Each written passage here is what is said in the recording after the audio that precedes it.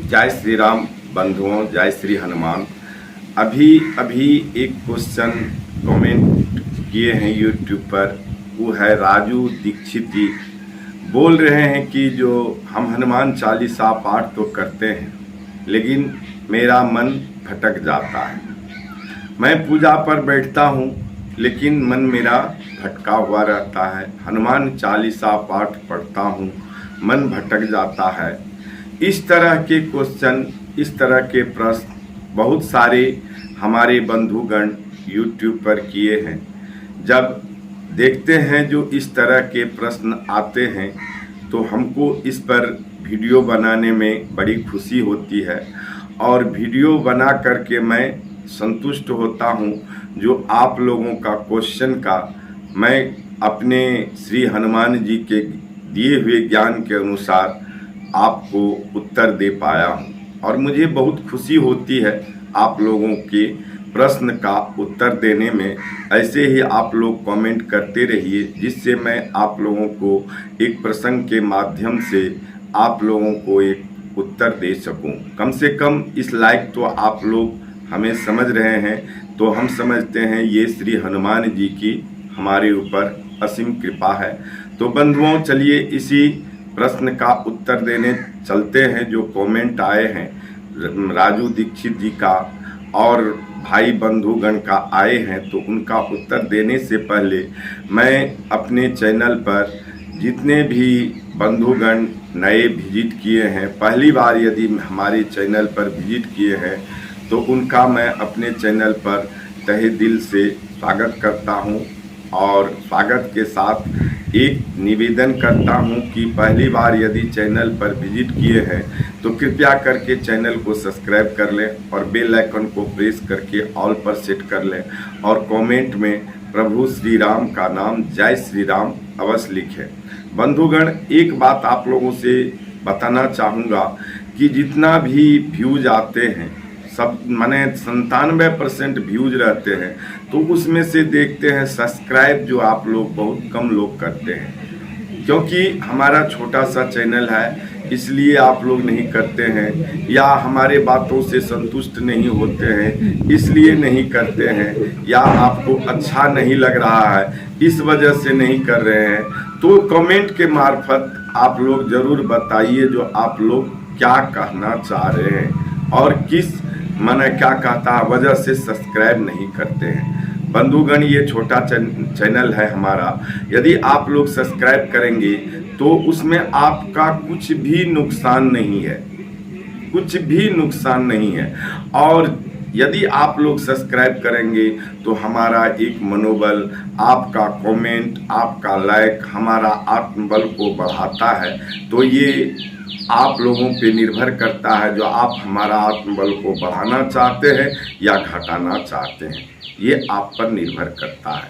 तो इसलिए आप लोगों से निवेदन है, यदि अभी तक सब्सक्राइब नहीं किए हैं तो सब्सक्राइब जरूर कर लीजिए। चलिए, अभी तक यदि आप लोग सब्सक्राइब कर लिए होंगे तो हम समझते हैं जो एक तरह से प्रभु श्री राम और श्री हनुमान जी की कृपा हुई होगी, जो आप अभी तक हमारे जैसे छोटे मोटे आदमी का चैनल सब्सक्राइब कर लिए हैं और आपके अंदर श्री हनुमान जी का दिया हुआ ज्ञान जो है वह माने कहिए तो एक तरह से काम कर रहा है। तो बंधुओं, हमारा कहना है जो आप कहते हैं, बहुत सारे हमारे बंधुगण हैं जो कहते हैं कि जो हम भी हनुमान चालीसा पाठ करते हैं पर मन भटकते रहता है, मन लगता नहीं है।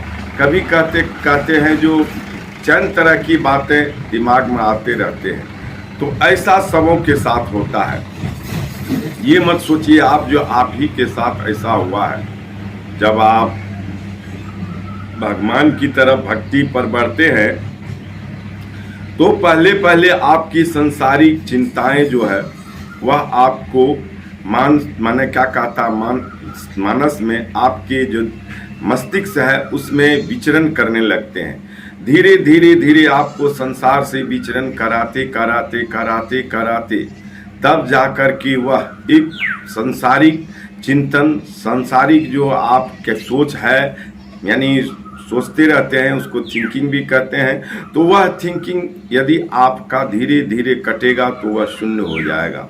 धीरे धीरे ऐसा समय आएगा जब आप क्या कहते हैं, संसार के वस्तु आपको अप्रिय लगने लगेंगे। जब तक वह आपको प्रिय लग रहा है तब तक समझिए जो आपकी भक्ति नहीं हो रही है, क्योंकि ये संसारिक वस्तु उसी को प्रिय लगते हैं जो शारीरिक सुख के लिए बेचैन है। बंधुओं, बहुत ही मार्मिक बात है। यदि समझदार व्यक्ति होंगे तो समझ रहे होंगे जो हम क्या कहना चाह रहे हैं, और वही व्यक्ति समझेंगे जो कि भक्ति मार्ग पर चल रहे होंगे।